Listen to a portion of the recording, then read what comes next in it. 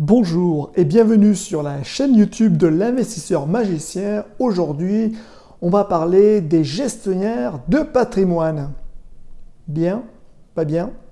On verra.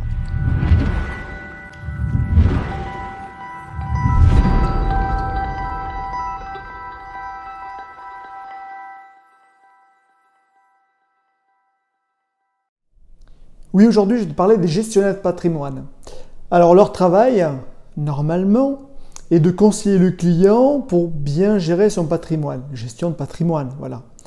Permet aussi de définir une stratégie. Mais ça, alors je ne vais pas me faire des amis dans cette vidéo, mais c'est pas grave. Mais malheureusement, c'est un constat.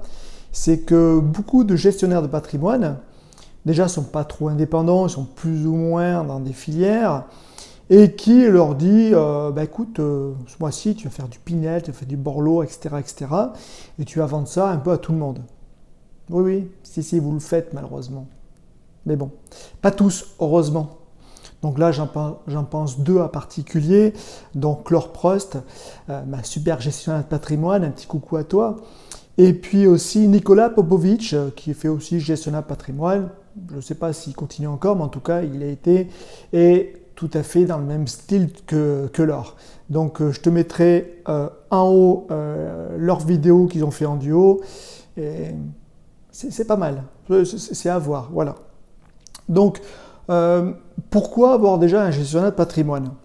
Alors, je pense que quand tu n'as aucun bien, tout ça, tu veux attaquer un premier bien, est-ce que c'est vraiment utile?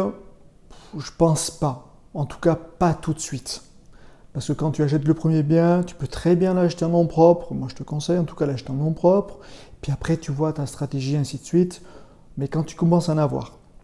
Moi, j'avais commencé à en avoir 2 appartements. Et puis, je dis, ouais, ça peut être intéressant d'avoir une stratégie, comment gérer tout ça. Et donc, je m'étais inscrit à des séminaires. C'est pour ça que je te recommande aussi d'aller à des séminaires ou des formations, peu importe. Et dans mes contacts, j'avais une gestionnaire de patrimoine. Voilà, donc c'était Laure. Et là, je lui dis tout de suite, écoute, moi, j'aime pas trop les gestionnaires de patrimoine parce qu'ils ont toujours quelque chose à vendre. Et là, qu'est-ce qu'elle me dit? C'est bien parce que je n'ai rien à vendre. Et je dis, ah, ça c'est quand même intéressant, ça j'aime bien. Et puis, on s'est rencontrés à Paris lors d'un événement. Heureusement, parce que cet événement-là n'était pas terrible, à part ce réseau-là, qui était très intéressant. Et depuis ce moment-là, on ne se quitte plus, elle fait partie de ma team, donc la Dream Team, et c'est un régal de la voir et de la connaître. Donc, pourquoi je te dis, il y a malheureusement peu de bons gestionnaires de patrimoine, parce que, malheureusement, la plupart vont toujours vendre des produits, mais qui ne sont pas vraiment pour toi. Non, ils sont bons pour eux. Voilà, parce qu'ils ont un programme à l'heure actuelle à vendre et ils vont le refourguer un peu à tout le monde. Mais non, mais c'est pas ça. Pour moi, un bon gestionnaire de patrimoine, ce n'est pas ça. Ça va étudier tout ton dossier, donc tout ton patrimoine, et ça va faire une stratégie. Et ça, c'est leur boulot de conseiller, pas vraiment de vendeur.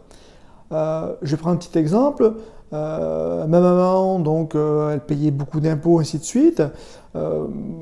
Alors la banque lui proposait des trucs, enfin, où elle perdait de l'argent, enfin, c'était catastrophique. J'ai demandé à Laure, et Laure lui a trouvé des trucs. C'était location, enfin, achat de bureau, je crois, à Paris, et ainsi de suite. Et elle a pu vraiment descendre ses impôts. Donc voilà, il y a toutes des stratégies qu'on ne connaît pas, que eux connaissent. C'est leur boulot, en tout cas quand ils font bien leur boulot, et qui vont s'étudier pour chaque cas, parce que chaque cas est différent. C'est pour ça que je répète un peu sur Internet, on trouve de tout et de rien, copier, copier, copier. Non, non, non, c'est pas ça. Tu as ta personnalité et tu as aussi ta stratégie immobilière. Alors là, je parle d'immobilier parce que c'est une chaîne sur l'immobilier. Mais un peu partout, ça peut être d'autres business, etc., etc. Il faut que tu aies une stratégie à toi, bien à toi. Cette stratégie aussi, elle peut changer.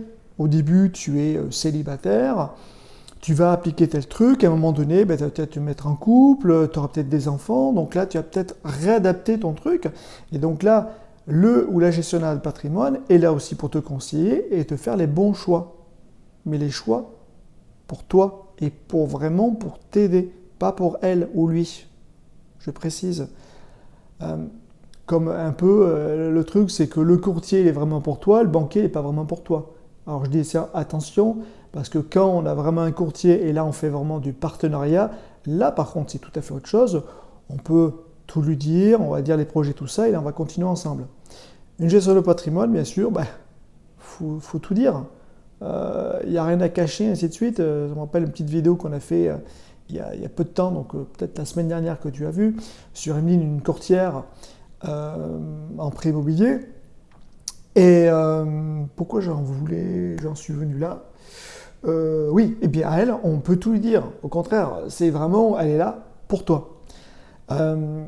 Donc c'est pour ça, à partir d'un certain moment, alors peut-être pas trop tard quand même, mais quand tu commences à avoir 2, 3, plusieurs biens, ou alors tu es en famille, tu aimerais peut-être avoir des stratégies un peu différentes, je pense qu'avoir un ou une gestionnaire de patrimoine, ça peut être intéressant. Alors là, tu vas me dire, ah le coût. Alors, je reviens un peu sur le coût.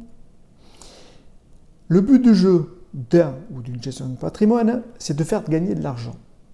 Donc même si ça a un coût, au bout de l'année ou peu importe, tu gagneras de l'argent. Donc tu auras gagné de l'argent si tu passes avec elle. Si tu ne passes pas avec elle, normalement tu ne gagnes pas. Enfin, ce sera moins bon. En tout cas, la stratégie ne sera pas bonne. En tout cas, si elle fait bien son boulot.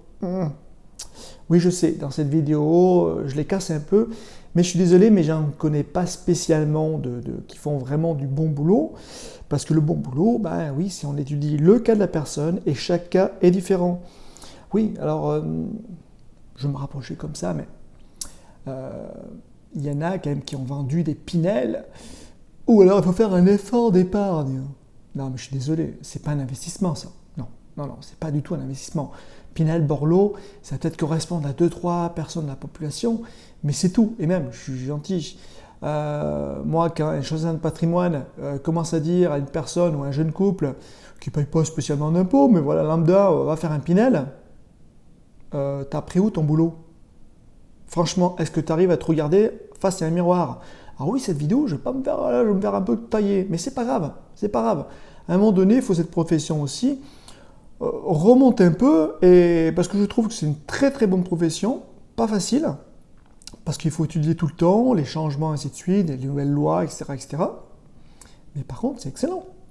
Moi, je sais que depuis que je suis avec Laure, pour moi, là, je souffle totalement. Moi, je sais que quand j'ai de nouveaux projets ou de nouvelles stratégies, je vois, et puis on en discute avec elle, et c'est autre chose. Mais bon. Tout le monde n'est pas comme ça. Donc oui, je te laisserai bien la vidéo de Nicolas Popovic et de Laure Prost, qui est bien parlant sur les gestionnaires de patrimoine. Voilà, donc ça, tu vas en apprendre un peu plus. Donc, en conclusion, au début, ça ne sert pas vraiment. Voilà, ou si tu commences à vraiment attaquer du lourd, ok. Mais sinon, à partir d'un certain moment, moi, je pense que c'est intéressant de vraiment avoir un gestionnaire de patrimoine qui permet de vraiment gérer ton patrimoine, comme ça dit, mais un bon conseiller. Et pas un conseiller pour lui, c'est un conseiller pour toi. Voilà, ça c'est important. Voilà, j'espère que cette vidéo t'a plu. Donc si tu es gestionnaire de patrimoine et que tu fais du bon boulot, écoute, moi je serais ravi que tu mettes ton petit commentaire en dessous. S'il y en a que ça dérange, n'hésitez pas, vous mettez aussi un commentaire ou même un pouce en bas, comme ça on verra le nombre de gestionnaires de patrimoine qui font un peu mal leur boulot. Vous mettez le pouce en bas, comme ça on verra la proportion. Moi je serais ravi de savoir ça. Et puis je serais ravi aussi d'en connaître des bons. Moi ça va avec grand plaisir aussi en plus de les faire connaître.